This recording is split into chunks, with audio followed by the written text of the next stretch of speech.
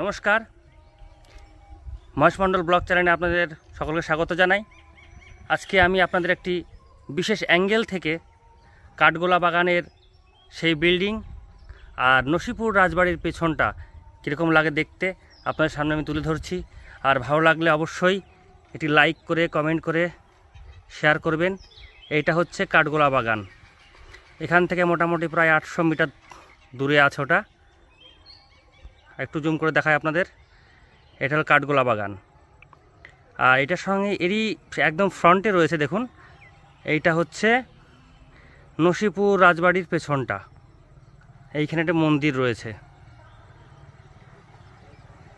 দেখতে পাচ্ছেন। আর এটারই সঙ্গে রয়েছে ওই দূরে দেখুন নসিপুর কাঠগোলা বাগান।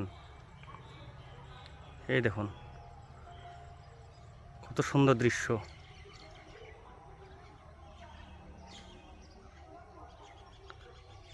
আর এই নসিপুর রাজবাড়ির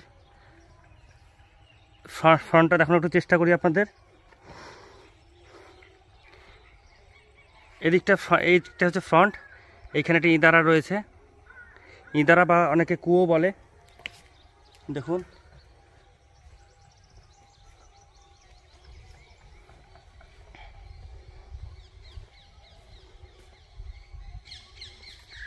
এই যে ইঁদারা বা কুয়ো।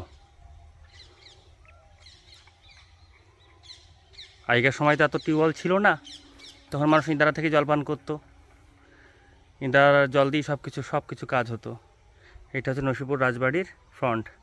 আর সামনে কিছু কিছু গাছ রয়েছে দেখুন, অনেকে বলে খেজুর গাছ। এগুলো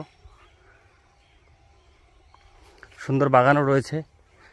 আর একটি কমন ফ্যাক্টর আছে কিন্তু প্রত্যেকটি বিল্ডিংয়ের মধ্যে, সেটা হচ্ছে সামনের দিকটা আপনার ত্রিভুজ আকৃতি হবে, সিংহ থাকবে, আর তল দিয়ে সামনে দিয়ে সিঁড়িটা নেমে যাবে। দেখুন সিঁড়িটা নেমে যাচ্ছে, আর তল দিয়ে এদিক দিয়ে মানে নিচ দিয়ে যাতায়াতের রাস্তা আছে, বা ভিতর দিয়ে এটাতে ঢোকা যায় বিল্ডিংয়ের ভিতরে।